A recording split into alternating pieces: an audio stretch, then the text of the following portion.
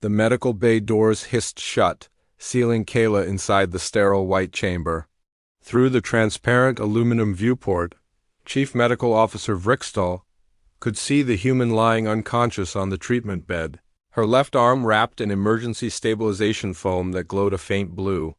The mining accident on Epsilon 7 had been catastrophic, a support beam failure that would have killed any other species instantly. But humans were different. Vrickstall's 4 eyes blinked in sequence as he reviewed the scans. 3 fractured ribs, a shattered radius, severe concussion, and internal bleeding. Yet the human's vitals showed she was already stabilizing, already healing. The Galactic Medical Council had documented human regenerative capabilities, but witnessing it firsthand never ceased to amaze him. What amazed him more, however, was the situation developing outside his medbay.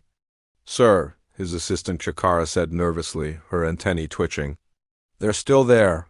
Vrickstall didn't need clarification. He could hear them, the soft chittering, the occasional whimper, the scratch of claws on metal flooring. He moved to the outer door's camera feed and felt his respiratory sacs contract. 12 juvenile Kixari sat in a semicircle before the medbay entrance. Cubs ranging from barely 4 solar cycles to perhaps 8. Their normally vibrant fur was dulled with worry, their large eyes fixed on the sealed door. At the center, closest to the entrance, sat Tarna, 6-cycle-old male with a distinctive white patch on his chest. Tarn's small 3-fingered hands pressed against the door. "It's been 4 hours," Chikara continued. "Station security tried to move them. The cubs won't budge. One of them bit Enforcer Qualix." "Bit him?" "Drew blood." Vrickstall's translator implant struggled with the human emotion he felt. Concern? Admiration? He'd served on 17 vessels, 6 stations, and had never witnessed such behavior. The Kixari were prey species, timid, cautious, their young especially skittish around larger beings. Yet here they sat, waiting for Kayla. The human had arrived at Station Kepler 9 6 months ago as part of the Terran Mining Consortium. Vrickstall remembered the initial briefing's warnings about human unpredictability, their bizarre pack-bonding tendencies, their dangerous habit of adopting anything smaller than themselves. He'd dismissed it as xenopsychological exaggeration. He'd been wrong.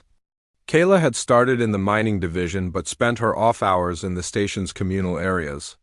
The Kixari refugees had been aboard for 8 months, displaced from their world by the Krill invasion, traumatized, orphaned. The cubs barely spoke, rarely ate, and flinched at sudden movements. Then Kayla arrived. Vrickstall pulled up the station logs, scanning through security footage. There 3 months ago. Kayla sitting in the recreation deck, not approaching the cubs but simply existing near them, eating her meals while they watched from behind furniture. Reading her datapad aloud, human stories translated into galactic standard. 2 months ago, Tarn's first approach. The cub had crept forward while Kayla pretended not to notice, eventually sitting just within arm's reach.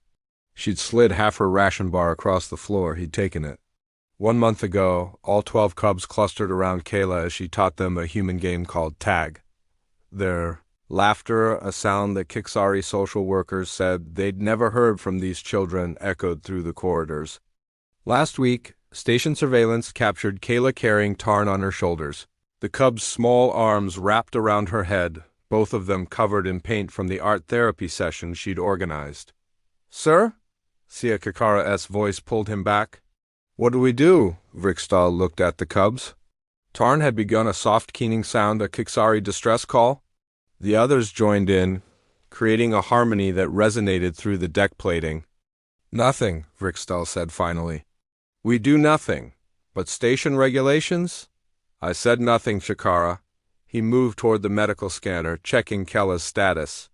The human's regeneration was proceeding faster than projected. Another peculiarity of her species, when injured protecting others, their healing seemed to accelerate. The medical journals called it psychosomatic enhancement. Vrickstall called it typically human stubbornness. Hours passed, the cubs didn't move. Station personnel walked around them, some left food, which went untouched. Tarn maintained his vigil, occasionally pressing his ear to the door, listening for sounds within. When Kella's eyes finally opened, 18 hours after the accident, Vrickstall was ready with the standard post-trauma protocol. He ran his scans, administered cellular regenerators, and prepared his medical assessment speech. "The cubs," Kayla croaked, her voice raw.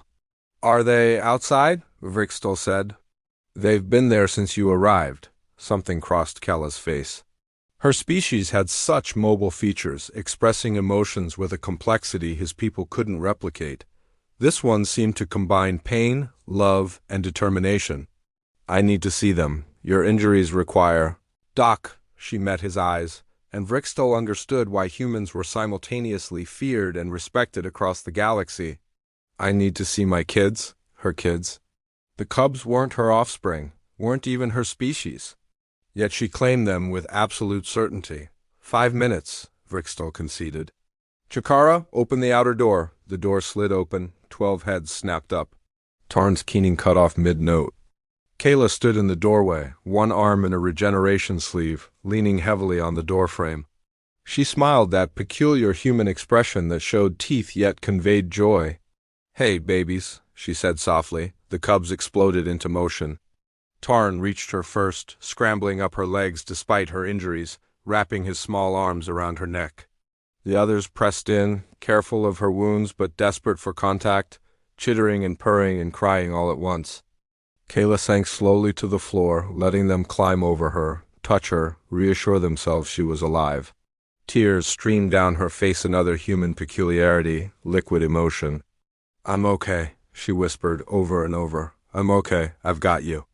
"I'm not going anywhere."